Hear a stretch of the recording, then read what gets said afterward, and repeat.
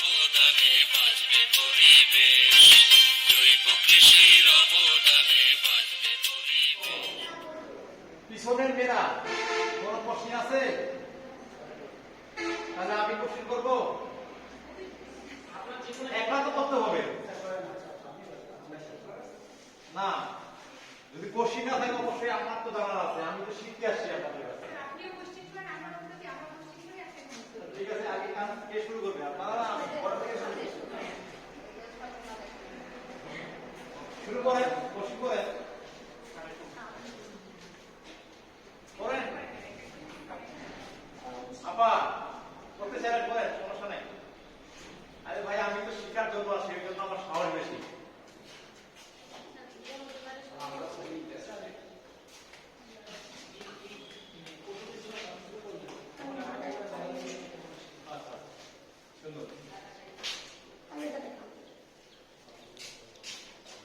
আচ্ছা, আমি 2003 সালে শুরু করছিলাম। হ্যাঁ, আমি যখন শুরু করি আমি কিন্তু অন্য জৈব সার নিয়ে শুরু করছিলাম, ওটার নাম ছিল হিপ কম্পোস্ট।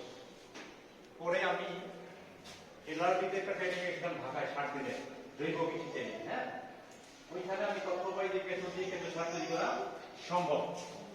পরে আমি কেঁচো সংগ্রহ করবো, সঠিক তথ্যগুলো পাচ্ছি না। এরপরে আমার জাপানের এক জায়গার মেয়ের সঙ্গে কথা হয়, নাম হলো আইউনি কামানো।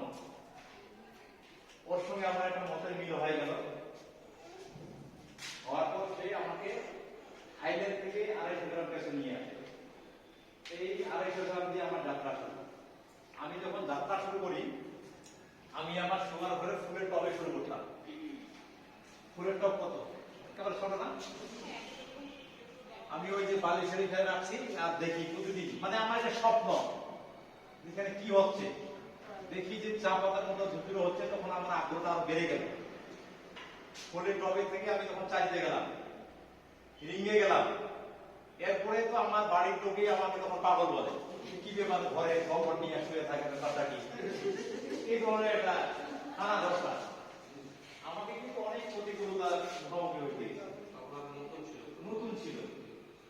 যখন এটা আমি আমার ফসলে দিলাম পরিবর্তন আসতেছে, আমি তখন কৃষি অফিসের সঙ্গে যোগাযোগ করলাম। কৃষি অফিসে আমার আগ্রহ দেখে তারাও আগ্রহ পাইছে যে না, এই ছেলেটা বোধহয় পারবে।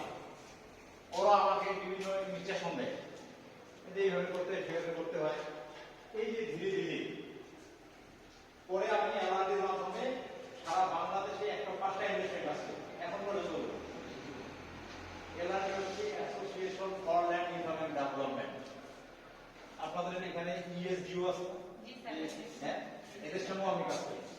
ঠিক আছে, এই ধরনের আমি 105টা এনজিওর সঙ্গে কাজ করি, যা আপনাদের মতো লোকের কাছে গিয়ে এই যে 2-4টা মেসেজ দিয়ে চলে আসে।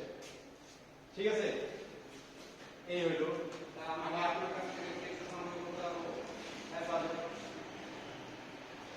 এবং আপনাদের মতো যারা উদ্যোক্তা, হ্যাঁ, আমি তাদের কাছে অল্প টাকায় দেখি। ঠিক আছে, এর আগে বেশও ওই যে ই ছিল, এই যে লুনা আপা, এটা কততম পেয়েছে?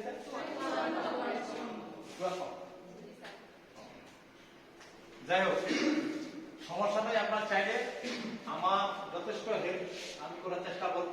ঠিক আছে, যতটুকু আমার জানা আছে, জানা বিষয়গুলো জানাবার চেষ্টা করব। এই দিক থেকে আমার কোনো কৃপণতা থাকবে না। ঠিক আছে, এটা আমার খুব ব্যথা না, এটা একটা আন্দোলন।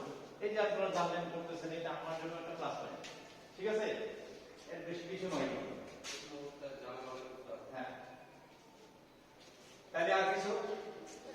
একজনের কোশ্চেনের অ্যান্সার হইল, আপনাদের কোশ্চেন তো পাইলাম না।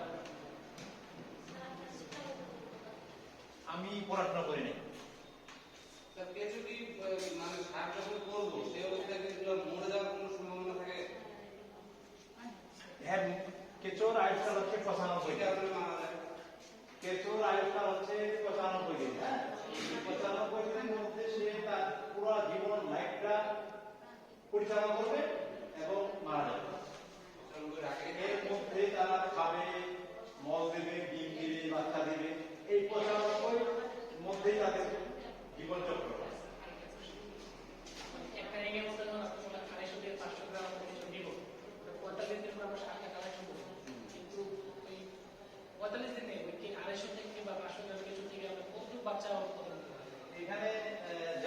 তার মানে দ্বিগুণ হবে। যা দিবেন যদি আপনি সঠিকভাবে সংরক্ষণ করতে পারেন, মানে ডিমটা এত ছোট্ট ডিম, যখন বাচ্চারা দিবে একেবারে খালি চোখে দেখা যাবে না একদম। এই সব মিলিয়ে যদি আপনি সংরক্ষণটা ঠিকভাবে করতে পারেন, তাহলে আপনি 100% যা দিবেন তার বেশি পাবেন। ঠিক আছে? এটা প্রাইমারি লেভেলে হয়তো একটু সমস্যা হবে, করতে করতে করতে করতে একটা সময় এটা হয়ে যাবে। যে পরিষ্কার। ঘরে বাইরে যে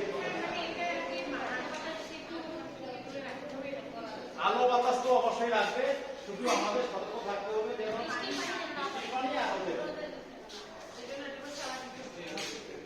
আর আমার কোচিং ছিল আমার পড়াশোনা, আমি পড়াশোনা করি নাই। আমি আপনাদের মতো মানুষের কাছে যাই, ওই শিখে আসি এইটুকুই। ঠিক আছে? আজকেও যেমন শিখতেছি, এইভাবে আমি প্রতিদিনই শিখতে যাই, শিখি। আমার কোনো পড়াশোনা নাই। আর ওরা হয়ে গেছে